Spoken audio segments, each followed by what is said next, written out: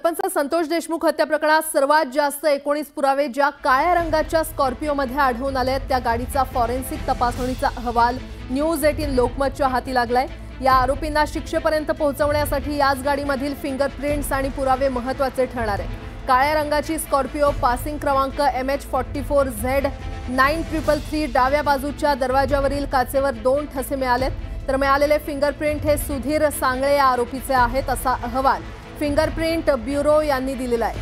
आणि या संदर्भात अधिक माहिती देत आहेत आमचे प्रतिनिधी सुरेश जाधव, आपल्याला अधिक माहिती देतील। सुरेश, संतोष देशमुख हत्या प्रकरणामध्ये जी वापरण्यात आली अपहरण करण्यासाठी जी वापरण्यात आलेली गाडी होती ही सुदर्शन घुलेची जी गाडी आहे त्या गाडीमध्ये 19 पुरावे सापडले होते। त्यापैकी आता त्या गाडीमध्ये जी फिंगरप्रिंट तपासले गेले त्यामध्ये सुधीर सांगळे याचे फिंगरप्रिंट्स मॅच झाले। त्याचबरोबर त्या गाडीमध्ये अनेक रक्ताचे नमुने आणि डाग हे देखील सापडलेलं होतं।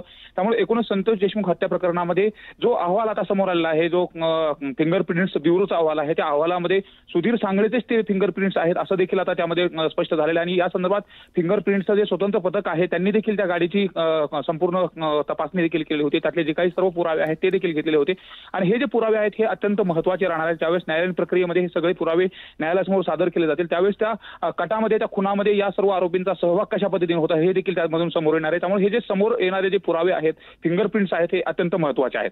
सुरेश, धन्यवाद या सविस्तर माहितीसाठी।